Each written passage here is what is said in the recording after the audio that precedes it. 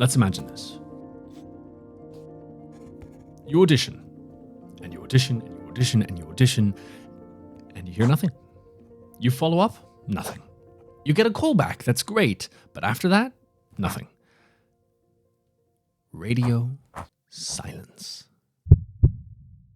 Rejection sucks, and a lot of the time, this industry can really suck. And I want to go through the things that I wish I knew at the start of my career. There's a few at the end that really resonate more with me personally, but I truly wish that I'd magically known all of these right at the start. Disclaimer, I don't regret doing what I do. I actually don't think I could be doing anything else. I do, however, want to bring about clarity to the questions and uncertainties that newcomers will have, and hell, even the questions and uncertainties that old veterans will have, questions that I've asked myself time and time again every single day.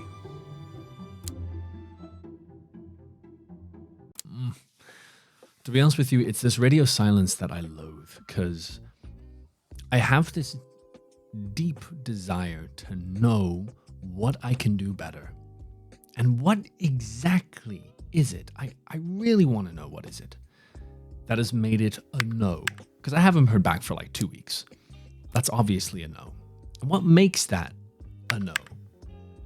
Or what makes that a, not right now, but we have you in mind for the next one? What that makes, and what makes that no, never, you'll never have a part again in your entire career? There's just so much left to the unknown that I desperately want to know. Please tell me. I need to know. I want to actively improve. And this radio silence that I just described is apparently the status quo in the entirety of the industry, especially in the casting industry today. And look, I get it. Casting directors have hundreds of auditions to nitpick through and choose the right performances for the project that they're casting. But could they at not least reply to the good ones and say, hey, sorry, not today, not this time? Or is it not possible for them to hire a glorified email replying assistant who just does all of the reply work and tells them no? Maybe.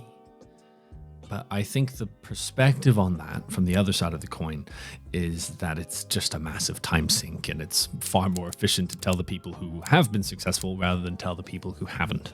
The response to wanting feedback as well that you receive is often that, you should have more confidence in your own abilities. And yes, you should have confidence to believe in your own abilities.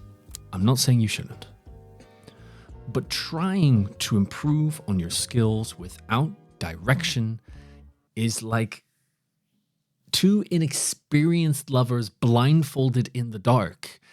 There's a chance that what you're looking at and exploring is in the complete wrong area, but the fact still remains that this is how the industry has always worked, and it's unlikely for people to change from that status quo.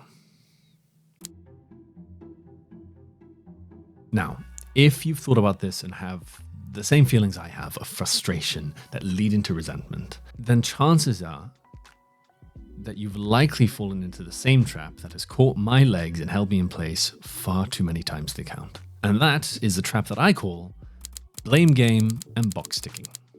Quite often there's this feeling that, it's not me, it's them, it's the industry. And there's these projects that pass me by, these projects that I have dreamt about, that I know I would kill at. I know I would be the perfect person for this job, this video game, this animation, this stage production, this movie, yada, yada, yada.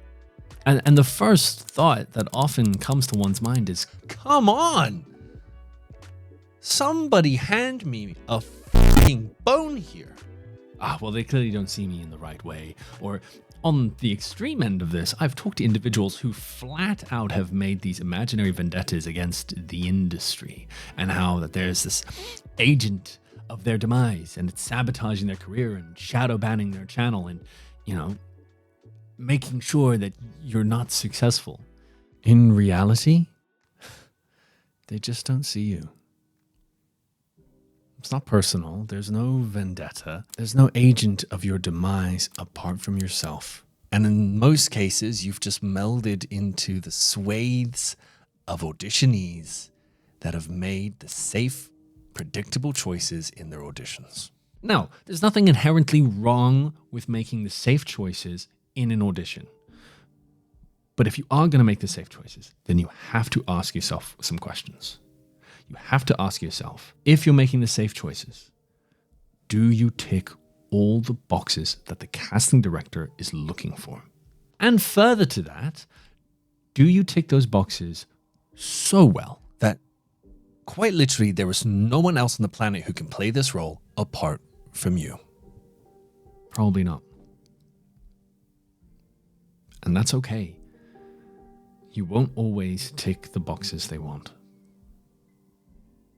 But rest assured, it is a game of objective box ticking. It's not a game of personal vendettas. I do think these occur in the industry, but to be honest, they're so incredibly rare starting out. Chances are we're just being bland with our audition choices. Quantity and quality are key here, I think.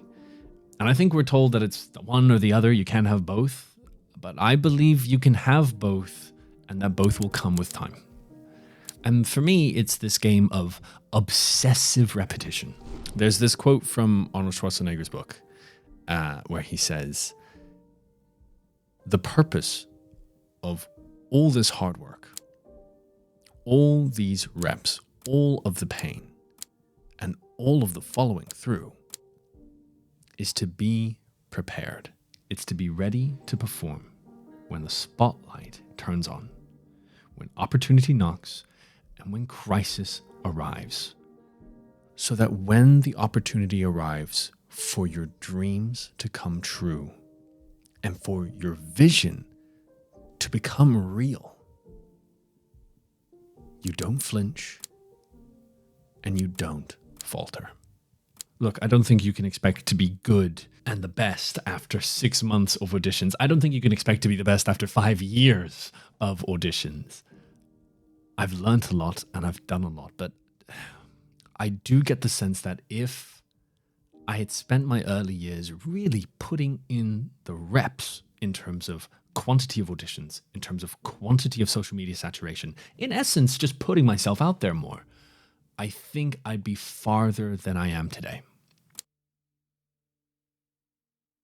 Okay, another trap I fall into, and I tend to do this a lot, and I wonder if you do too, is I stay in the education phase for way too fucking long without actually taking the courage and the commitment to just do what needs to be done to start the recording process. And I think it's so dangerous because it's in contrast to a world where I have the conviction to truly and wholly embrace what it is I want to do with my life, instead of just half-assedly owning it and sitting, analyzing for far too fucking long, worried about the outcome or what people think or how it's going to perform. This, to be honest with you, is only a shift I've recently made. Like, in the last year, generally that starts with a lot of self-motivation and the elimination of relationships who set self-doubt into motion. Because those thoughts and those people are never worth your time. Yes, there is truth in the fact that you might never make a success of the life you want. But you know what? You definitely won't if you never try. You definitely will never know if you stay in analysis paralysis.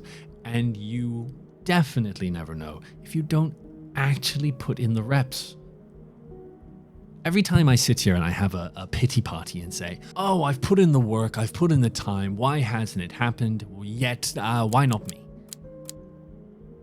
I catch myself out in that moment in time. And I think, objectively, Ross, how much time have I actually put into the this plan of mine? How much time have I actually put onto the diagram of this dream I have? And objectively, how much time have I spent subjectively feeling like I've done more? Again, in reality, it's not nearly as much as I think it is. And I definitely at times could be spending my hours better. But we're human, right? Life gets in the way. I can't possibly expect myself to work 24/7, 365. Otherwise, burnout will happen, and has happened many times. We do need downtime, but ultimately, we are the authors of our reality, and we need to minimize this hazy bias of what I feel I deserve and how much I've actually done. All of this, I think, can be done whilst obsessing for that dream and aiming for more. Yes, this industry is tough. At times, this industry will have you on your knees, pleading and begging for the confirmation of the hard work that we've been putting in. And ultimately, that's all it takes. One drop, one taste of success, no matter how small, completely, for me, alleviates and dispels any doubt, any dismay, any uncertainty in what it is I do.